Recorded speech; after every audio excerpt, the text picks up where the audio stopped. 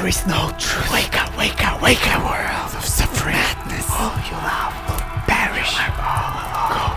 Go, go, go, go. As we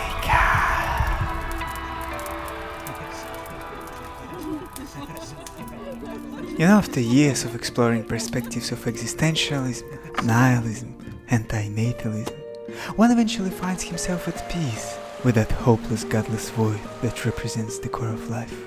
And that peace somehow manages to fill with itself the very bottom of the void, thus forming a certain foundation on which a shrine starts slowly appearing that puts oneself into a position full of necessity of devoting it to something. But to what?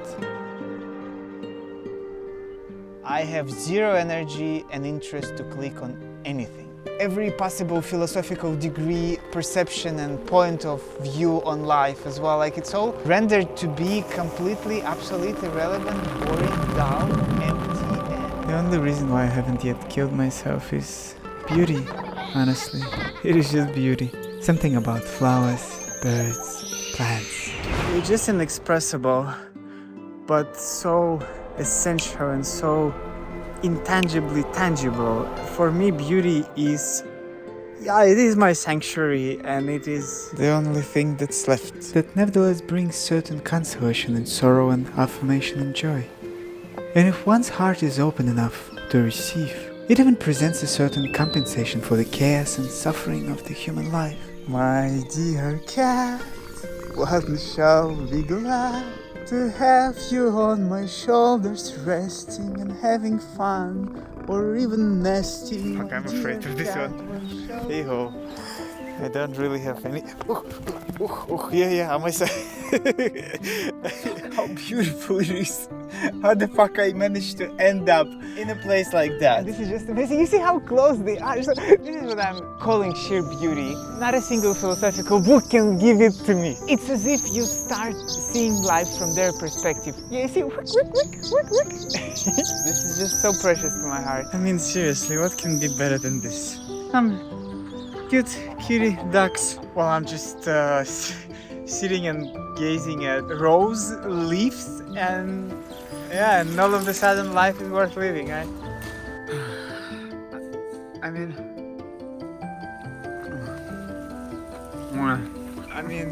seriously, just listen to it.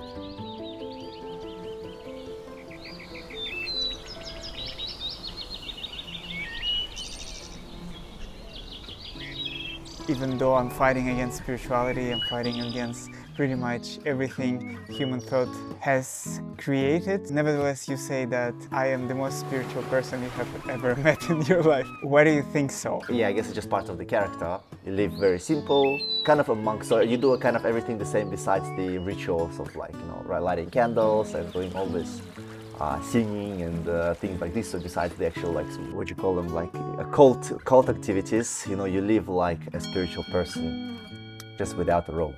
And this is where beauty enters to fill the God-shaped hole in your heart.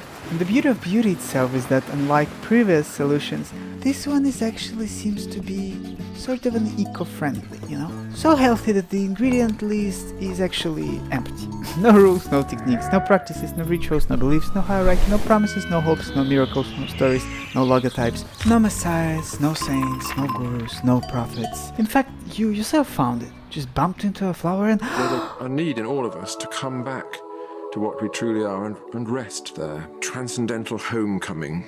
Homecoming from all the bittiness and fragmentariness of our ordinary experience. In terms of seeking for answers, I guess this is the best so far. The civilization in which I live is in a very unhealthy and distressed state, without knowing why, that it's lost all conception of its own unhappiness, so to speak. And these are difficult things to live with, and you need consolation for these. Life on this world is in some way incomplete, needs to be completed by something, with something that is, as it were, not here but beyond. But if we're talking beyond, the pursuits of society are dubious at its best, philosophy is futile, New Age spirituality is a joke, religion is a fraud, and God is dead. And first you think, hell yeah, no longer I'm a part of that sleepy world. Awakened being I am, illuminated soul that possesses the truth. And it feels nice, sort of a breakthrough of yours, but then when you descend back from the heights of your existential journey, you begin to realize that all that remains for your well-being is a barren spiritual desert scattered with the remnants of the foundation you once obliterated. And I would like to tell you that beauty is a salvation. It is the answer. But here is a problem. You don't really care about me, do you? Then why do I chase you? I mean, it's really stupid. But why are you so silent? You know, there is something in you that I pursue. And I know it's stupid, and it's just so useless and futile, but try to remove it and everything gets lost, obliterated, just gone. Yet, the moment I reach you, the moment you're in front of me, I can't really merge with you. I can't really mingle with you. I can't become part of you. I can't become one with you. I can't utilize even the smallest particle of you.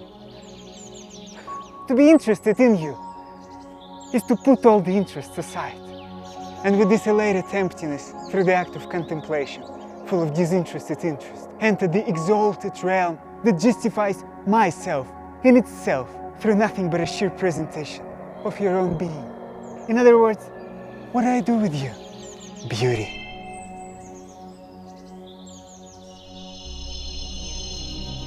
You know, beauty fills up the tank of my car with purified energy. But all I seem to do with it is just drive endlessly in circles, muttering some existential nonsense. How can I bridge the gap between us?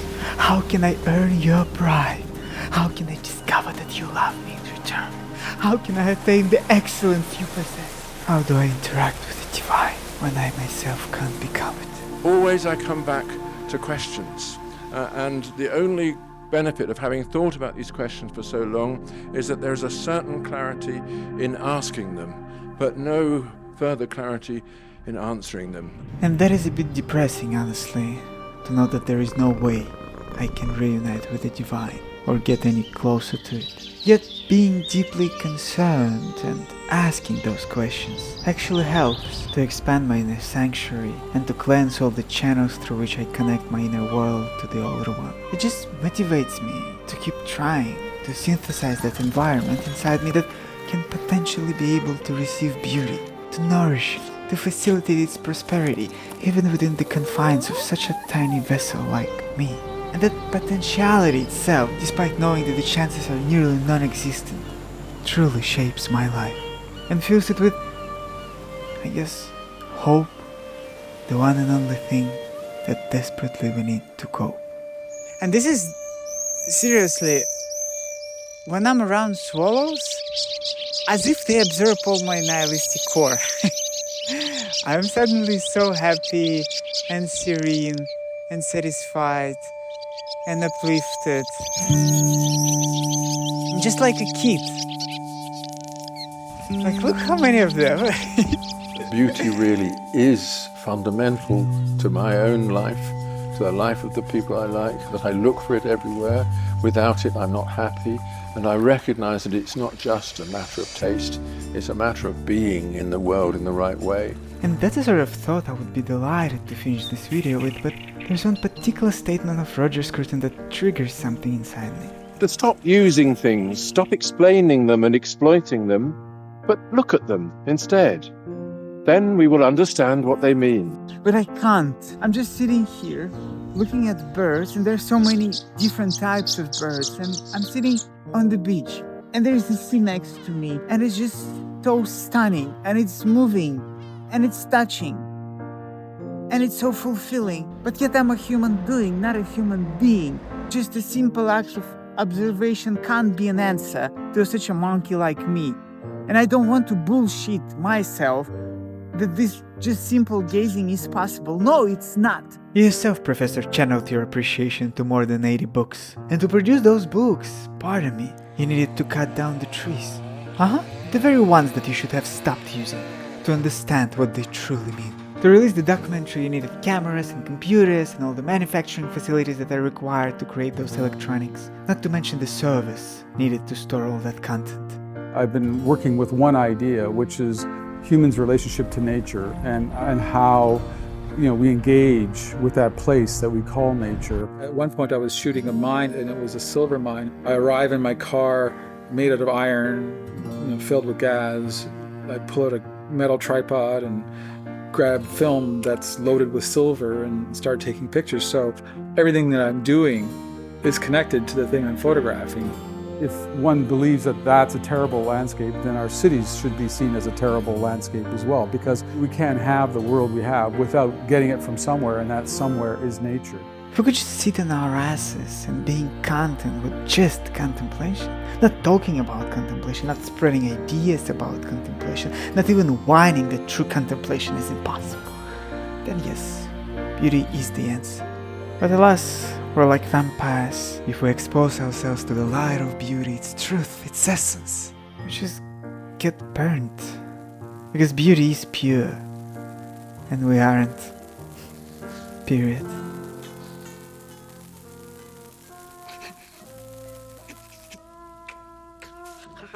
Please don't forget to subscribe and hit that like button and notification bell, please, so that next time I don't hate myself for spending 3 weeks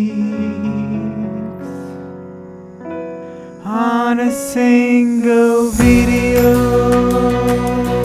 with horrible stop music in the ending video.